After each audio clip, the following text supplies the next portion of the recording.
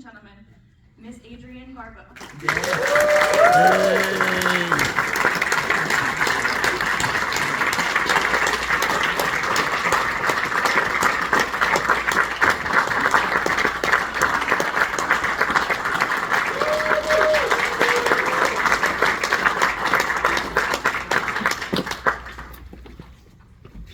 Thank you for being here. Wait a minute. I was so embarrassed. No, me too. I was so embarrassed. Huh? She's great, isn't she? Well, They sat next to her. I know we've just seen it, I know. but I thought we might take a step back and go start from the beginning of your career, if you don't mind. Oh, way back. You have such an incredible They career. said, "Go back." Well, I read that while you grew up in California, and a lot of people know you from the film world, that you actually started doing USO tours. Is that how you caught the performing bug? Yes, well, I guess I started performing when I was in high school, of community theater stage work. And a week after I graduated high school, I just turned 18, I was a part of a musical comedy review, and we were sent to what in those days was known as the Orient. It was Southeast Asia, to entertain the armed forces over there for 3 months. So that was my first paying job, $7 a day. And, we were right on the DMZ. We performed They sat for next to her. several GIs who got shot and killed right after our show. it was terrible. It was a real experience and an eye opener for an 18-year-old who didn't have any idea what was going on in the world. But that was the beginning. And after that, did that lead you to New York? And I believe your first role on Broadway was Fiddler? Fiddler on the Roof. Yeah. I played Huddle. Bette Midler played Seidel, and John Savage was Fiedka at one point. I came back from the USO tour and started college, and did another community theater production with someone who had been in New York, and she said, "You ought to go to New York," you know. I didn't know people could earn a living as an actor. I just figured I'll get my degree and I'll teach acting, because I didn't know anything else. But she said that, and I thought, okay, well, I'll go, and if nothing happens by the time I'm 25, I'll go back to school and get my degree and teach acting. And so I went to New York. I didn't know a soul, and started auditioning, and eventually got in the union. And then my first Broadway show was Fiddler on the Roof. It's amazing. Fiddler on the Roof fans. And then that, of course, led to you very famously originated the role of Rizzo in Grease on Broadway. In Grease, yes, thank you. And I will tell you now, having all seen The Fog, that the thin fisherman, the young fisherman, who falls on top of Jamie Lee, was our original Duty in Grease on Broadway, Jim Canning. And I don't know if I introduced him to John, or he may just have come in and auditioned for John when time came to do Grease. But that's one little trivia about the movie. The other one, which, I mean, if you're a Fog fan, you might know this, but John actually appears in the film. Please, sir, can I get paid? He's the guy sweeping up in Hal Holbrook in the church, and also in the film as part of the townspeople and the council members. My first boss, when I worked for Fraboni Termite Control, is one of the council members, and my mom is on the dais, because we shot it in Northern California, and that's where I ended up growing up, you know, and so we brought the whole family up to be in the movie. So, but yes, Grease, Fiddler led to Grease, Grease led to Maude, which brought me to California and to Los Angeles and to television. And then after 6 years of Maude and doing a lot of television movies, and you know, in those days, if you were on a television series, you couldn't even get an audition for a film. I think Johnny Travolta was the first one to sort of change that with Welcome Back, Kotter, and then going into Saturday Night Fever. But I met John on a film that, it was his first studio film, Union Crew, that he did for television called Someone's Watching Me. And he called me in and asked me to. I actually got to play, I did play, I think, I've been told, the first gay woman in a television show. And it was a great role. And, but that's how I met John, and then we became enamored of each other. And then he wrote the role for me in The Fog and handed me the screenplay and said, you know, I'd like you to do this, will you read it? And I read it. And it was a horror film. I'd never seen a horror film in my life. I mean, this was 1978, you know. Coming Home was the big hit, and China Syndrome, and I just spent 6 years doing socially significant sitcoms on Maud, fighting for the Equal Rights Amendment, and this was, it was like, what was this? This is a horror film. But, I mean, the role was great, so I said, yeah. And that was the beginning of the rest of it. It's incredible. And now, it seems like this was a very family-oriented set. Do you have any great stories from shooting this film? This definitely was a family-oriented set.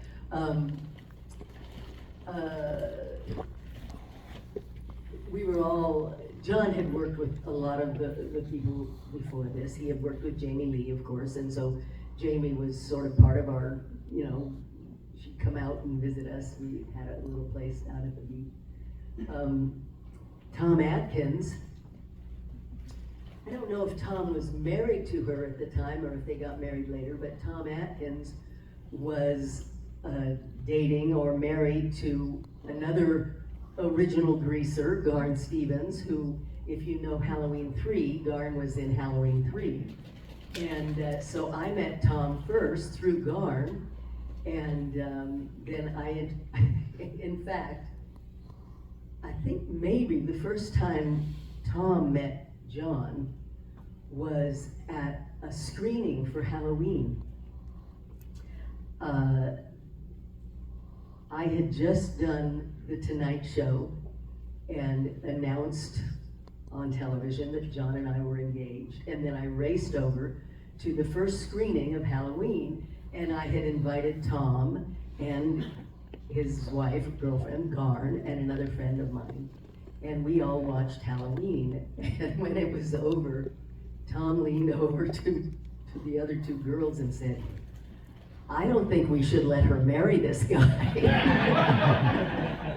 And that was their introduction. But I have since gone on to do 4 films with Tom. We've never had a scene together. He's one of my closest friends, as was his wife. She passed away 2 years ago. Gone. So Tom was part of the family. Larry Franco, who was the first AD, was Kurt's brother-in-law, and John had met Larry when John directed Kurt in Elvis. So Larry was part of the family. It was Deborah Hill, of course. John had been with Deborah for years before I met them, and it was just a fantastic, wonderful shoot. I'm curious because there's so much tension in this film throughout.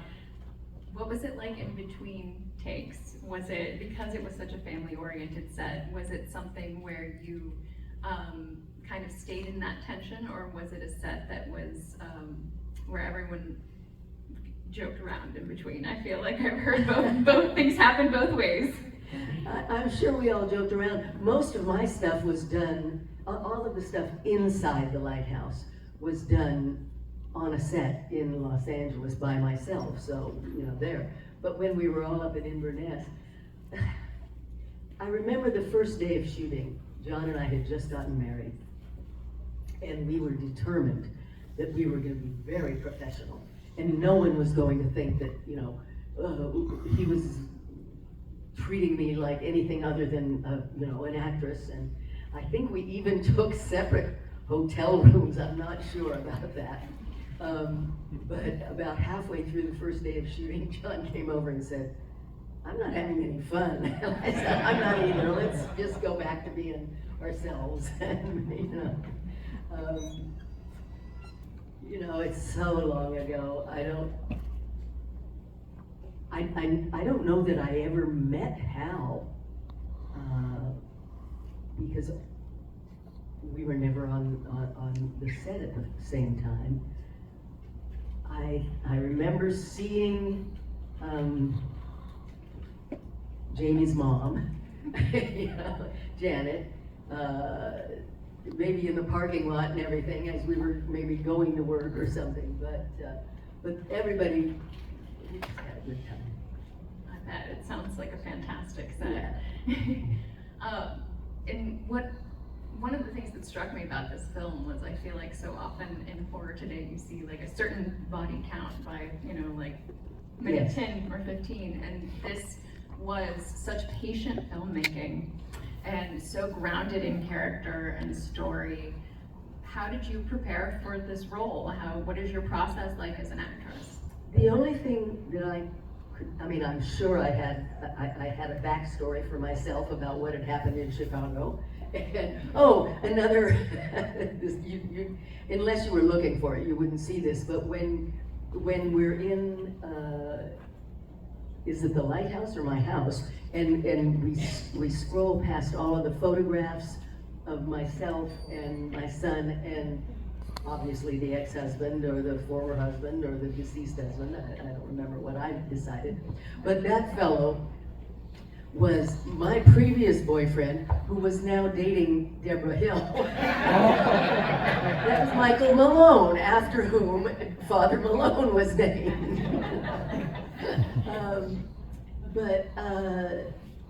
The only thing I do remember clearly is there was a disc jockey on, I believe it was WNEW in New York when I was in New York, named Allison Steele.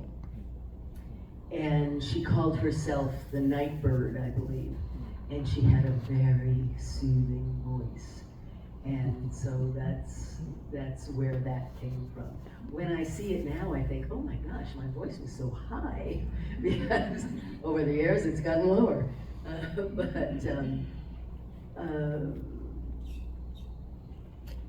More than that, I don't remember. Well, you've had a prolific film career. What are some of your career favorites, films? You know, one of my favorites is not a film. It was a series that I did for HBO called Carnival, where I played Ruthie the Snake Dancer, and it was just a fantastic job. I love Maggie in Escape from New York. I love Billy in Creepshow, you know. Swamp Thing is tied up with the fact that it was a very difficult film to shoot, and it was just not easy on everybody. I wrote about it in my memoir because, I mean, Wes wrote a fantastic screenplay. We got on the set and the studio started pulling the financing out from under us. There was one day when we showed up, we didn't have a makeup trailer because they hadn't paid the bill for the makeup trailer. We were working long, long hours. Wes was having to rewrite the screenplay, do away with entire characters, throw away scenes. It was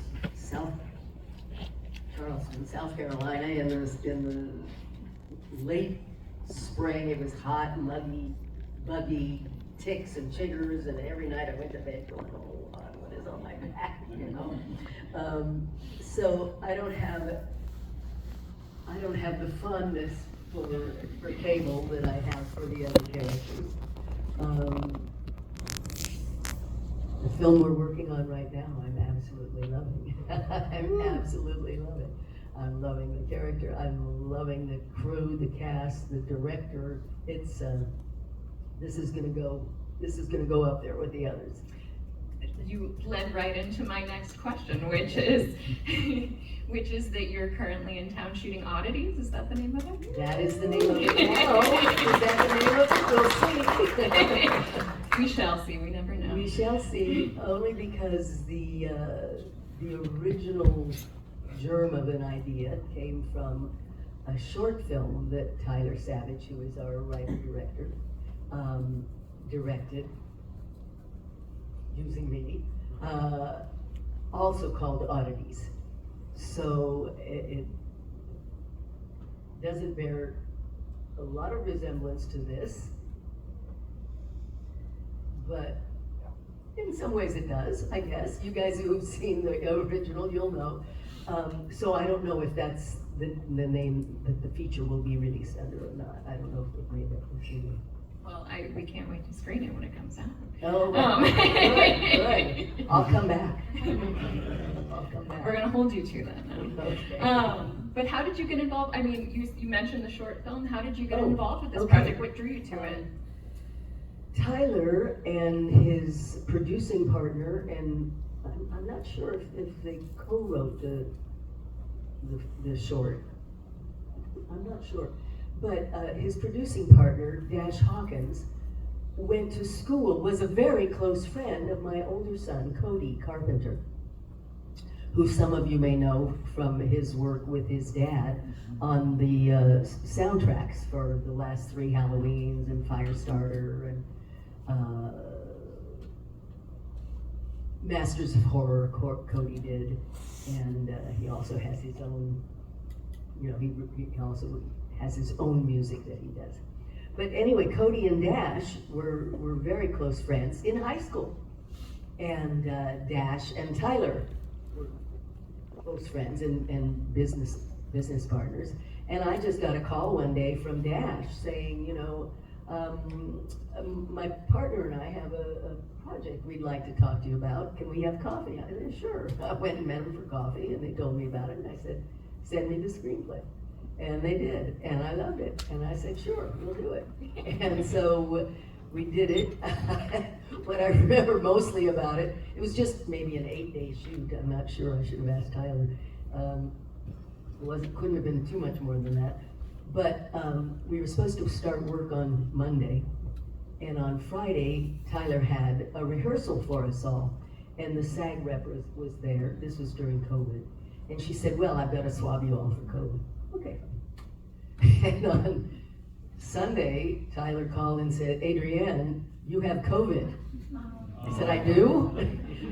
You mean I can't start work tomorrow? What are you talking about? I had no symptoms. I had no idea. Poor Tyler they had to scramble around, sort of push my scenes a day later, and then fortunately, because I had no symptoms, the SAG rep sort of looked the other way. And we got it made. But it's very good, and and we have our same DP, Antonio Cisneros, who did a fantastic job on the short, and the same editor, and so I think this is going to be. I'm really excited about this. Plus, we have some fantastic actors in it. Well, we can't wait to see it. You have hyped it. How have you, I would be remiss in asking, or in not asking, how have you enjoyed shooting in Louisville? Have you gotten to see the city at all? Is it mostly we saw the basement of the church last night when we had a tornado warning. We were right in the middle of a really gruesome death scene, and all of a sudden it was like, we've got to leave the set, we've got to try to the church. So I saw that. I've seen Trader Joe's, and I've seen Whole Foods, and well, we were shooting in the Mega Cavern, so I've definitely seen the Mega Cavern. If I never see the Mega Cavern again, it'll be okay. It's great fun to visit, I'm sure, but it's 5 days in the Mega Cavern, in the dark, in the cold. More than that, haven't gotten to see too much. I mean, I've been driving around because I drive to the sets, but. I heard that you all had an overnight last night and that you ended at 7:30 this morning. Thank you for coming tonight. Actually, I got released at 5:30. They had to continue on, but my scenes had to take place in the dark and it was getting light, so. Yeah. I know that one of our board members wanted me to ask you specifically about your voiceover work. Oh, yeah. Pivoting to voiceover. How did you get started in your voiceover career? Well, it really started back in 1984 when Cody was just born, and I didn't want to work. I mean, I didn't want to do a TV series where I was working 14 hours a day or anything. And just serendipitously, I got a call from an agent who had seen me on $20,000 Pyramid. And she said, you know, I think you've got a great voice to do commercials and animation and things like that. Okay, and so she took me on as an agent and sent me to some classes, animation classes, and I started doing, you know, not a lot, commercials and books on tape. I did a lot of books on tape in those days when they were recording in LA. And Scooby-Doo on Zombie Island and some cartoons. And then I had changed agencies by that time, and I got a call to come in and audition for Catwoman for Batman the Animated Series, which I'd never really seen. I was not a television watcher because I was on stage at night all the time, you know. But I just went into the agent's office. They had a recording booth there, and you know, did 30 seconds worth of lines, and got called about a month later. They said, well, you're going to do Catwoman on Batman. So then that led to other things, and I do a lot of video games. Fallout 76, I'm the overseer, if anybody plays that. God of War, Halo 4, Mad Max, you know, I do a lot of, and what I do now, when I'm not on location or acting or something, is I do video captioning for the blind, for the, you know, sight, people who have problems with their sight. So that if you're watching SWAT or SEAL Team or Reacher or, you know, all of these television series, a lot of Novas, or if you're watching your favorite, oh, I think did I turn it off? Am I on again? Hello? Hello? Hello? Can you hear me? Okay. If you're in the movie theater and you're watching certainly a lot of the Blumhouse movies, but if you put your TV on the SAP channel, whatever that is, however you can find it, you will hear my voice or someone's voice describing the action in between the dialogue. And I love that. I just love doing it, in part because I get to see things that I would never watch on my own, and in part because it's just I just enjoy it. So that's my day job. But in terms of the voiceovers, I guess my favorite voiceover was when I got called to play a 90-year-old maid, a French maid, who was having a love scene with Carl Reiner. And I couldn't wait to get to the set, you know? But Carl wasn't there. So it was just me on the microphone. Ooh, oh mon Dieu, oh mon Dieu, oh. Anyway, voiceovers are fun. Would you like this microphone back? Okay. I'll trade it. Okay. You were talking about getting the call from your agent that you were going to play Catwoman. Mm-hmm. Is there, and it reminded me of, you know, is there any call that you've gotten from your agent for any role that you had wanted so much and that you finally got that call and you celebrated it that night? And how did you celebrate? Well, I think it was Ruthie in Carnival. But I don't know that it came as a single call. I think I got the word from someone that I went in and auditioned. The role was originally supposed to be a wizened old lady, I can't remember exactly what it was or how the description was. So I wasn't quite sure if, and I just did the one audition.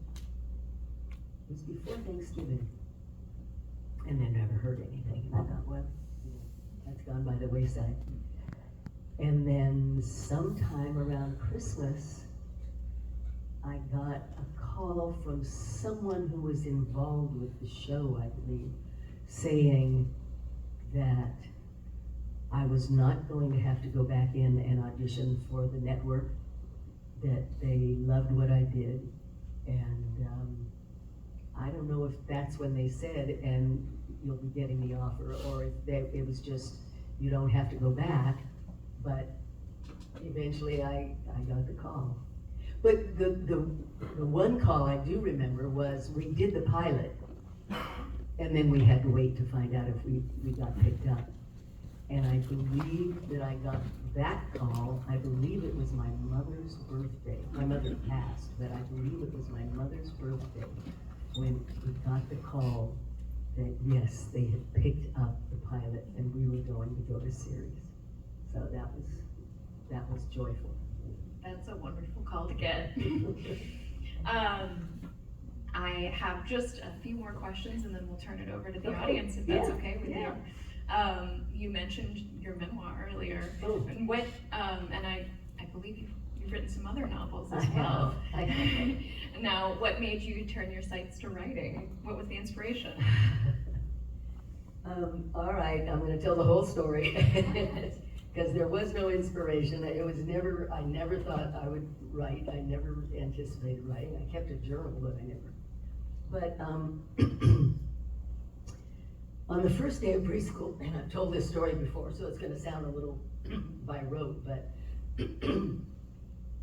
on the first day of preschool for my older boy, for Cody, I met a woman who was a film editor. Her son it was her first day of preschool too. And we became the closest friends. She was my very closest friend. And she died in 1998 from breast cancer. On the first day of preschool for my younger boys, which would have been about 2003, no, go back, 97, 98, about 2000 or 2001. A woman walked onto the campus who looked just like my friend Suzanne. And she looked so much like her that I remember reaching out and grabbing onto something because I thought I was gonna go down. I must have blanched because she said, "Are you all right?" And I said, "Yes, I'm sorry, you just look like someone I know." And she said, "Oh, who?" I said, "You wouldn't know her. She was my closest friend. She was a film editor, and she passed away from breast cancer." And this woman, who looked just like Suzanne, said, "Oh, well, I'm a film editor, and I have breast cancer. We could be best friends." She said that. And I said, "Okay, what are you doing tomorrow? Let's go have coffee." And so we did. We went and we had a coffee. We talked for about 3 hours. And during the course of that coffee, she told me about a writing class that she had attended. I think she had attended, it was like a recital for this writing class that was people primarily with actors and actresses who wanted to write, and was taught by a woman who had been a musical comedy star on Broadway, or actress on Broadway, about the same time I was there. I didn't even know people taught writing. I mean, I knew you could learn how to structure a sentence and, grammar and all of that, but I just always thought, you're either born Stephen King or you're not. I didn't have any stories to tell. I didn't know you could learn how to write. But as soon as she said that, I thought, you know, this is Suzanne telling me I have to go take this class. So I did. The woman lived half a mile from my house. I could have walked to her house and started taking this writing class. And if you're going to take a writing class, you got to write. So I started bringing in homework assignments, and I started writing about, because I'm not a storyteller necessarily, or I wasn't at that time, I don't know if I am now. I started writing about things that had happened in my life that I thought other people would find funny or interesting or unique or whatever. Dating Burt Reynolds, you know, going to Moscow to do the rat movie with me and 52 rats. It was a horror film, obviously. And that was, I mean, that's a book in itself. But so I started bringing in these homework assignments, and after about 6 months, the teacher said, you know, you need to get an agent because you've got a book here. So I got an agent, and I wrote this memoir. It's not I was born in 1927, and you know, my mother did this and my father did. It's not that. It was just their individual pieces about meeting John, about marrying John, about doing the fog. After I finally, I got an editor. I mean, you know, the book was sold to a publishing company. The editor said, you've got to write more about Maud. Well, I didn't remember a lot about my career. What was important to me was the other things, you know. But so there's, you know, chapters on Maud and making. I guess I wrote about Creepshow too. I wrote about the making of Creepshow and George and all of that. But so, and then it went to the bestseller list, you know. I think it was just the LA Times bestseller list. I don't think it was New York, but it was like, whoa. And then I was approached by an Irish author who had written more than 100 sci-fi, horror, romance novels in the UK. And he said, you know, I love the book, but it's not the book you should have written. I said, what are you talking about? He said, you should write a horror novel for your genre fan base. I said, you know, I don't have to write a story. I mean, I know this book because I lived it, but he said, I'll help you. So we collaborated. What do you want to write? What kind of character? What do you want to do? And all of that. And we came up with Vampires of Hollywood, which is about a scream queen, they say write what you know, who runs a small movie studio a la Roger Corman, but is in actuality a 450-year-old Armenian vampire whose clan includes all of the A-list actors in Hollywood. You know, Orson Welles and Robert Downey Jr. and somebody's killing off her A-list actors. So we wrote a sort of a detective romance horror film called Vampires of Hollywood. And we sold it to St. Martin's Press, and they wanted 2, and when time came to write the second one, my writing partner sort of disappeared. So I ended up writing the second one, and then ended up writing the third one as an ebook for my other publisher, and that's the Vampires of Hollywood series. And then about 3 years ago now, what are we in, 25? About 2020 maybe, 2021, during the pandemic, the Grease cast, the original Grease cast, had a Zoom meeting. We hadn't all talked to each other for many, many years, and it went on for 5 hours, and everybody was telling stories and about how they got cast or their auditions or anything like that. And when it was over, I thought, this is a book. I mean, these stories, anybody who's at all interested in acting or in Grease, and there are a lot of people interested in Grease, this is a book. So the director and the producer and I went to all of the actors who were in the original company, but also in the national company and the touring companies, everyone from John Travolta to Mary Lou Henner to Patrick Swayze, Richard Gere, everybody who had appeared, who's, you know, the public would know, but all the other actors as well, some of whom had gone on to great careers in other fields or as writers or soap opera people, actors, and we compiled all those stories and edited them and wrote a book called Grease, Tell Me More, which we released for the 50th anniversary of the show. And any money that was made went to the Actors Fund. Or supposed to. I don't know if we ever made any money, but it is, you know, I don't promote it a lot, but for somebody who is interested in acting or in just even getting started, or for somebody who's interested in Grease, I mean, it's really, the stories they're touching and delightful and fascinating and interesting. So that was the last one. Well, everyone should go pick up copies of all of those tonight.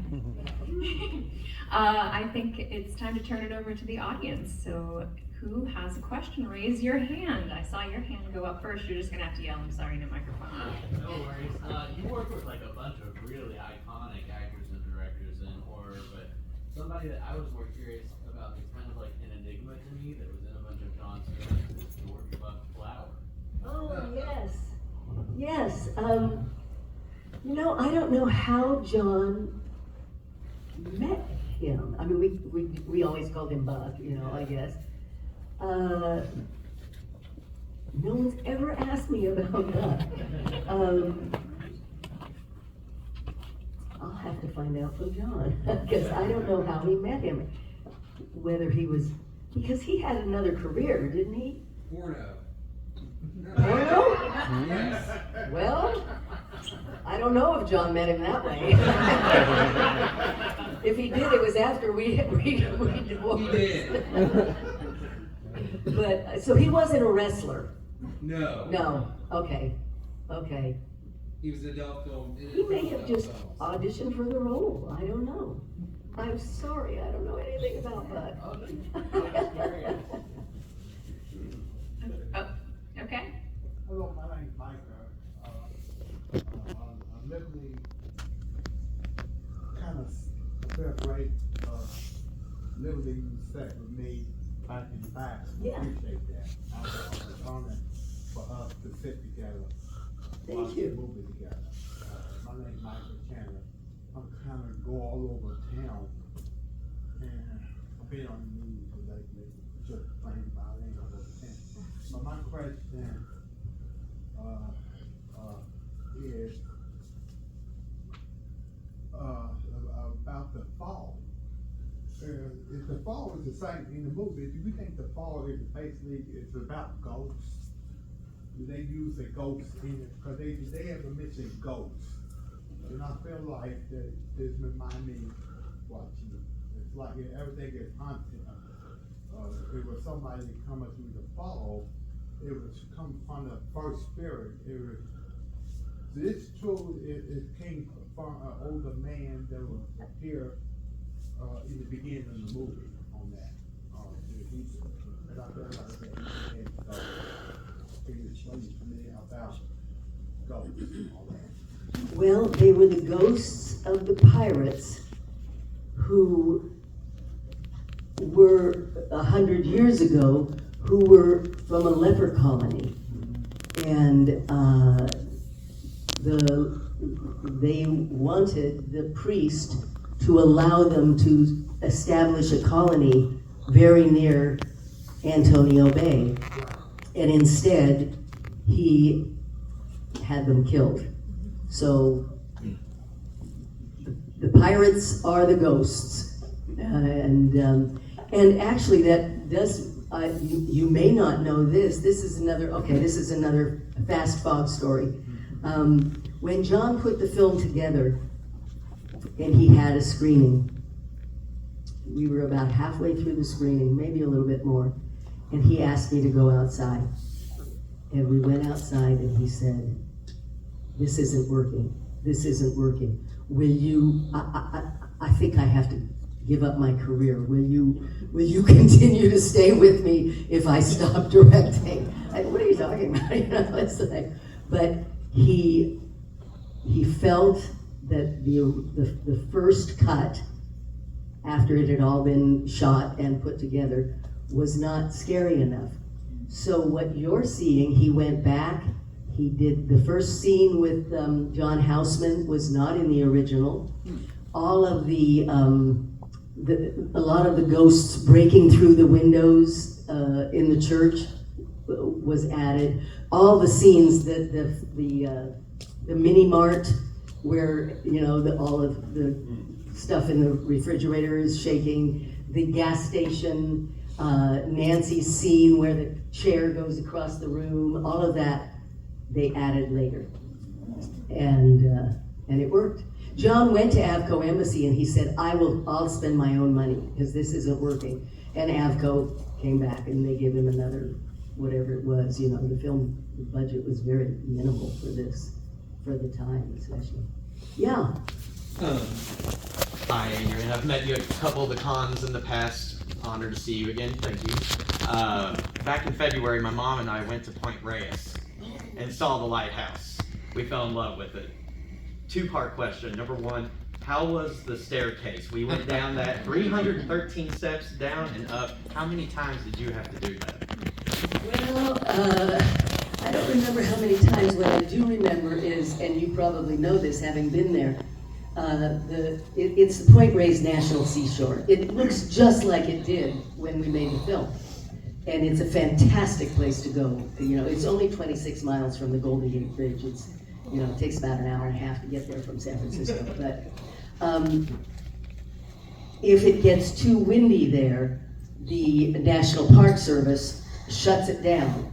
And so there were a couple of days when, you know, we showed up to work for me to walk down those stairs and we couldn't do it because the wind was over 45 knots or something, whatever it was. What I felt badly about was the poor camera crew. I mean, they're following me down the stairs and they got the camera on their back, you know. It wasn't so hard for me. The other part's not really a question, just more I wanted to let you know. The scene where Andy is running across the beach and finds the plank, Yeah. we got to that exact spot and they closed it because the manatees were out there mating. Yeah, so I got to film a ton of manatees. It was wild. I was like, well, we did almost all the locations that we could. That's fantastic. It was a blast. That's fantastic. I do think that the location is as integral a part of the film and as important as any of the characters we played. I mean, it's just beautiful. Yeah. Hi, I just wanted to first say that you have starred in some of my favorite movies of all time, between like this and Escape from New York and Creepshow. I also did a Northern California tour and I checked out a lot of those places. This is the film that made me fall in love with Northern California. The cinematography is so gorgeous, and I watch this film every year on April 21st. I had a first date with somebody once, and I had no idea the actual date this thing happened, and he's like, bring a movie. I popped this one in, and I was like, I swear to God, I didn't know. I did not know it was April. Yeah, we were watching this on April 21st. Oh my gosh. But that's not my question. My question is, a lot of the actors from this also appeared in Creepshow. Like you were with Hal Holbrook in that. Yes. Tom Atkins is in that. Is there a connection there, or is that just happy coincidence? I think it was, I mean, the Hal Holbrook part was either a coincidence or it was a choice on George's part because he loved him so much. Tom actually was responsible for my doing Creepshow because Tom's from Pittsburgh and he knew George, and he had already been cast. And they sent me the screenplay for Creepshow, and I read it, and I thought, ooh, God, no, I can't do this. Ooh, this is just, ooh, you know. I didn't get it. I didn't know George from Adam. I didn't know, you know. And John, I'm married to John by that time, and he's saying, are you kidding me? You're going to turn down an opportunity to work with the master of horror? But I'd never seen any of those movies, and I wouldn't if I didn't have to, because it's not my, you know, I love to do them, but I don't like to watch them. But I called Tom and I said, Tommy, you're gonna do this? I mean, it's really, ooh, I don't know what it was at the time that bothered me, maybe. And he said, oh, Adie, you don't get it. It's gonna be very stylized. It's gonna be like a comic book. You know, you've got to do it. You've just got to do it. Okay, all right, I'll do it. And so, but it had not to do with us being in the fog together, I don't think. Yeah, because I really don't think I had met Hal before we showed up in Pittsburgh to do Creepshow. I don't remember. Yeah, which one? You go. Mine's short, sorry. I was just curious. I know you did both The Fog and Escape from New York for AVCO. Which one did you film first? I know they both came out in 1980, but did you film one way before the other one? Yes, yeah, The Fog came first. The Fog came first. And in fact, the executive for AVCO was a man named Bob Remy, Yeah. which is where, whose character, is it Tom's character? Somebody plays Remy in Escape from New York. I don't know if Tom does, I think. Is it Tom? Yeah. But no, AVCO, The Fog was first. Okay, we have time for one more. There he is. I know that Deborah Hill and John Carpenter worked together a lot for a lot of films, and I was just curious, what was John's working process versus then like John and Deborah's working process together? Like, what was she like on set, and the kinds of things that she was doing, and also adding creatively to the process? Wow. Well, Deborah was, although they co-wrote this together, I think Deborah started out as a script supervisor for John on Assault on Precinct 13. on Assault on Precinct 13. on Assault, yeah. And how maybe they just, she said, let's do Halloween, you know, together. I don't know. I guess I didn't know what She was handled- like. I didn't know what she was like on set, because I know Oh, we she hear- was great. We She hear was a lot great about on set. John, but I was just curious, like, what was that kind of set life like with what John's doing versus what Deborah's doing? Like, what was it like working with her? Well, Deborah was, I mean, I think of Deborah primarily as the producer, you know, I mean, she was handling all the other stuff that didn't have to do with directing. She was great on set, and you know, she has I don't want to say reputation, that's not the right word. She is revered as a woman in the industry who helped certainly other women especially, you know, as a producer. How much she contributed to the writing, I don't know. On The Fog, but I mean, she was there, you know, making sure everything got done, handling the money part and the all of the other stuff that has to do with producing. Huh? Oh, we've got one more. Okay. When this on something fun. Can you give me some fun Cannonball Run stories? Jeez. Here's my book.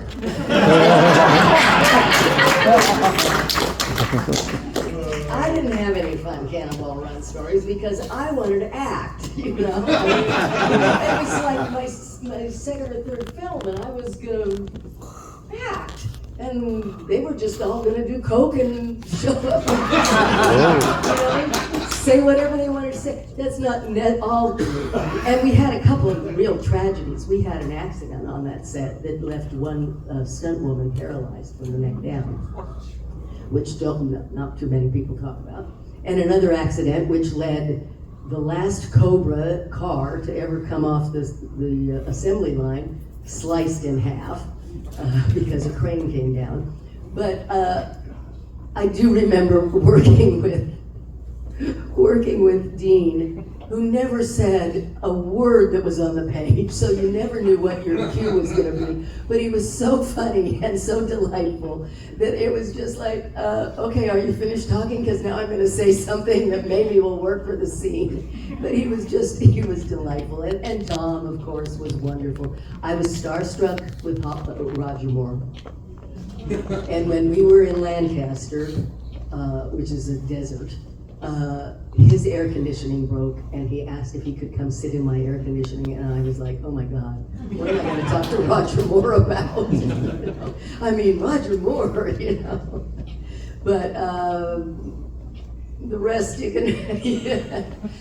I'm the only one who did. If you look at the outtakes over the credits, you know, where Bert is slapping Dom or whatever he's doing, and you look at my face, it's like, I didn't think it was funny. And on that note, thank you so much for being here. Thank you. Thank you.